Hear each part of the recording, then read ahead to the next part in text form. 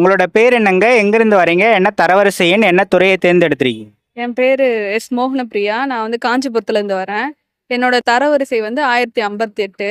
Public health and preventive medicine வந்து எடுத்திருக்கேன். என்ன படிச்சிருக்கீங்க மேடம்? நான் வந்து பிஎஸ்சி கெமிஸ்ட்ரி முடிச்சிருக்கேன். எந்த ஆண்டு கல்லூரி முடிச்சீங்க? நான் வந்து 2021ல காலேஜ் முடித்தேன். எப்போ டிஎன்பிஎஸ்சி படிக்க ஆரம்பிச்சீங்க? காலேஜ் முடிச்ச உடனேவே போயிட்டு படிக்க ஸ்டார்ட் பண்ணிட்டேன். பட் ஸ்டார்டிங் வந்து கொஞ்சம் புரியாத மாதிரி தான் இருந்துச்சு. ஒரு 1 இயர்க்கு அப்புறம் தான் ஓகே அதில் இருக்க சிலபஸ்லாம் புரிஞ்சு அதுக்கப்புறம் தான் படிக்க ஸ்டார்ட் பண்ணேன். ஒரு 3 இயர்ஸ் நான் படித்தேன். இப்போ தான் வந்து கிளியர் பண்ணியிருக்கேன். உங்களோட எத்தனாவது முயற்சி இது? என்ன வந்து இது 3rd டைம். முதல் 2 முறைகளில் என்ன தவறு பண்ணதா நீங்கள் நினைக்கிறீங்க? நான் வந்து இது என்ன சிலபஸ்னே தெரியாமல் எங்கே படிக்கணும் எப்படி படிக்கணும்னே தெரியாமல் ஜஸ்டில் வந்து விட்டுட்டேன். இந்த வாட்டி கொஞ்சம் நிறைய படித்ததுனால எலிமினேட் பண்ணி ஆப்ஷன்ஸில் எலிமினேட் பண்ணி கொஞ்சம் கிளியர் பண்ணுறேன். எவ்வளோ கேள்விகள் போட்டீங்கம்மா? நான் வந்து 149 கொஷின்ஸ் போட்டேன். செல்ஃபாக படிச்சீங்களா அகாடமி போனீங்களா? நான் வந்து ஒரு 2 இயர்ஸ் செல்ஃபாக படித்தேன். இப்போ மட்டும் 1 இயராக வந்து டெஸ்ட் பேட்ச் போட்டு அது மூலிமா படித்தேன். தமிழ் எந்த மாதிரி நீங்கள் படிச்சீங்கன்ற சொல்லுங்கள். ஆரம்பத்தில் நீங்கள் படிக்கும்போது புக்கை அட்டை டு அட்டை படிச்சிருப்பீங்க. இப்போ லாஸ்ட் அட்டம்ப்ட்டுக்கு வந்து சிலபஸ் ஓரியன்டாக படிச்சிருப்பீங்க. எந்த மாதிரி படிச்சீங்கன்றத சொல்லுங்கள். ஃபஸ்ட்டு வந்து ஸ்கூல் புக்ஸ் வந்து தரவாக படிச்சிடணும். அதுக்கப்புறம் ஓல்டு புக்ஸ்லாம் படிச்சுட்டு அதை வச்சு நம்ம நாலேஜ்க்கு ஏற்ற மாதிரி கொஷின்ஸ் எலிமினேட் பண்ணி போடுறது. இப்போ வந்து ஸ்கூல் புக்ஸ்லேருந்து அவ்வளோ கேட்குறதில்ல. நம்ம நாலேஜ் வச்சு கொஞ்சம் போடுற மாதிரி தான் இருந்துச்சு. தமிழுக்கு வெளி புத்தகங்கள் எதுவும் படிச்சீங்களா மேம்? இல்லை ஸ்கூல் புக்ஸில் இருக்கிறத தெளிவாக படிச்சுக்கிட்டு அதை வச்சே மேனேஜ் பண்ணிட்டேன். கலைச்சொற்கள் இல்லாமல் ஸ்கூல் புக்கில் தான் படிச்சீங்க? ஸ்கூல் புக்கில் தான் படித்தேன். மேக்ஸ் எந்த மாதிரி படிச்சீங்க? எவ்வளோ நேரம் ஒதுக்குவீங்க மேக்ஸுக்காக டெய்லி அப்படின்றத சொல்லுங்கள். ஆக்சுவலாக மேக்ஸ் கொஞ்சம் நான் ஓரளவுக்கு போடுவேன். அப்புறம் வந்து டெய்லி ஒரு 1 ஹவர் முடிஞ்சால் ஒரு 1/2 hour இல்லை கொஞ்சம் இன்ட்ரெஸ்டாக இருந்துச்சுன்னா 1.5 hours கூட டெய்லி ப்ராக்டிஸ் பண்ணுவேன். ரீசனிங் ரெண்டுமே? இப்போ தான் ரீசனிங் 10 கொஸ்டின் ஆட் பண்ணாங்க. ரீசனிங்கும் ஒரு போட்டு தான் பார்த்தது.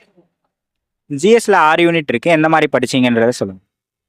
ஜிஎஸ் வந்து நான் ஃபஸ்ட்டு தமிழும் மேக்ஸும் நல்லா ஸ்ட்ராங் பண்ணிவிட்டு அப்புறம் ஜிஎஸ்ல எனக்கு ஸ்ட்ராங்காக பிடிச்ச சப்ஜெக்டாக கல்ச்சரு பாலிட்டி அந்த மாதிரி எனக்கு யூனிட் 6 அந்த மாதிரி எனக்கு பிடிச்ச சப்ஜெக்டில் ஸ்ட்ராங்காக படிச்சுக்கிறது.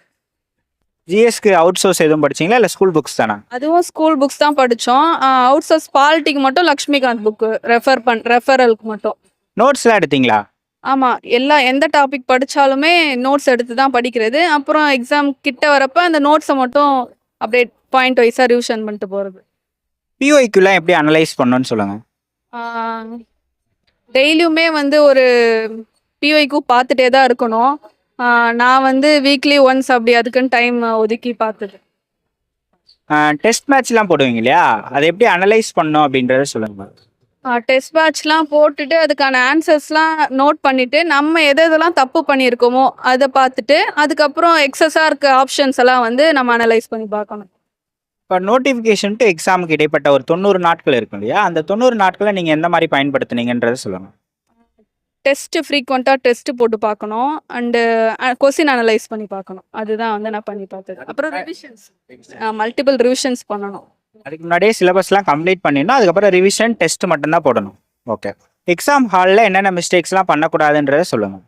நமக்கு வந்து மேக்ஸில் சொல்லிட்டு டைம் வேஸ்ட் பண்ணிட்டு உட்காந்துருக்க கூடாது. வரலையா சரி 1 minute ஒரு 2 minute வரலையா நெக்ஸ்ட் சம்ஸ்க்கு போயிடணும். எல்லா கொஸ்டினுமே நம்ம வந்து படிச்சிடணும்.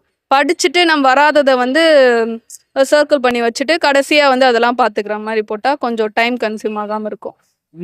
இந்த பயணத்தில் உங்கள் குடும்பத்தில் எல்லோரும் உங்களுக்கு உறுதுணையாக இருந்தாங்களா? ஆமாம், நான் அம்மா அப்பா எல்லாருமே எங்கள் வீட்டில் இருக்க எல்லாருமே வந்து சப்போர்ட்டிவாக இருந்தாங்க. உங்களுக்கு வந்து செல்ஃபோன் வந்து ஒரு டிஸ்ட்ராக்ஷனாக இருந்தது. அதில் எப்படி பயன்படுத்துனீங்கன்றத சொல்லுங்கள். காம்படிட்டிவ் எக்ஸாம் கிளியர் பண்ணணுன்னாவே செல்ஃபோனை வந்து தூக்கி ஓரம் வச்சிடணும். படிக்கிறதுக்கு மட்டும்தான் யூஸ் பண்ணணும்.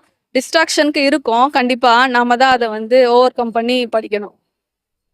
புதுசாக படிக்க வரவங்க அப்படின்னா டிஎன்பிஎஸ்சிக்கு நான் புதுசாக படிக்க வரேன். இப்போ எனக்கு என்ன சஜஸ்ட் பண்ணுவீங்க நீங்கள் எப்படி படிக்கலாம் அப்படின்ட்டு? நீங்கள் வந்து ஃபஸ்ட்டு சிலபஸ் வந்து எடுத்துக்கோங்க. அதுக்கப்புறம் ப்ரீவியஸ் இயர் கொஷின்ஸ் பார்த்துட்டு எதெல்லாம் கேட்குறாங்க எப்படிலாம் படிக்கணும் அப்படின்ட்டு சிலபஸையும் ப்ரீவியஸ் இயர் கொஷின் பேப்பரையும் வச்சு நீங்கள் படிக்க ஸ்டார்ட் பண்ணலாம். இந்த மூமெண்ட் எப்படி இருக்குது? ஆர்டர் வாங்கினது, ஃபோட்டோ எடுத்ததில் ஓகே தான். ஆனால் இன்னும் ஒரு 2 கொஸ்டின்ஸ் போட்டு ஃபர்ஸ்ட் டே கவுன்சிலிங்லேயே வந்திருந்தா இன்னும் கொஞ்சம் நல்லா இருந்திருக்கும். இப்போ 2026 தேர்வு வரப்போகுது. அது படிக்கிறவங்களுக்கு நீங்கள் என்ன சஜஷன் சொல்கிறீங்க? இப்போ வந்து கொஸ்டின்ஸ் பேட்டர்ன் எல்லாமே மாறிட்டே வருது. எவ்வளோ சீக்கிரம் படித்து உள்ளே போகிறோமோ அவ்வளோ சீக்கிரம் நல்லது. இப்போ நீங்கள் செல்ஃப் டவுன் ஆனால் உங்களை எப்படி மோட்டிவேட் பண்ணிப்பீங்க? நமக்காண்டி வீட்டில் இவ்வளோ சப்போர்ட் பண்ணி படிக்க வைக்கிறாங்க, கண்டிப்பாக படிக்கணும், நம்மளால முடியும், நம்ம கூட இருக்கவங்களாம் பாஸ் ஆகுறப்போ நம்மளாலையும் முடியும் அப்படின்ட்டு. குரூப் ஸ்டடி அந்த மாதிரி பண்ணீங்களா இல்லை நீங்கள் மட்டும் படிச்சீங்களா? நமக்கு வந்து செல்ஃபாக நம்ம நிறைய படிக்க முடியும்னு தோன்றப்போ தனியாக படிச்சிடணும். நம்ம கொஞ்சம் டவுன் ஆகிறப்போ குரூப் ஸ்டடி பண்ணணும். குரூப் ஸ்டடியே பண்ணிட்டு இருந்தா கதை பேசிட்டு அந்த மாதிரி போயிடும். அப்போ நம்ம தனியாக படிக்கிற டைமும் இருக்கணும், குரூப் ஸ்டடியும் இருக்கணும். நீங்கள் அந்த ஷார்ட்கட் அந்த மாதிரி மெத்தட்ஸ்லாம் வச்சு படிச்சீங்களா இல்லை நார்மலாக படிச்சு? ஷார்ட்கட்ஸ்லாம் யூஸ் பண்ணலாம், பட் எல்லாமே ஷார்ட்கட்டாக இருந்தால் வேலைக்காகாது. ஷார்ட்கட்ஸில் இதுக்கெல்லாம் யூஸ் பண்ணலாம்.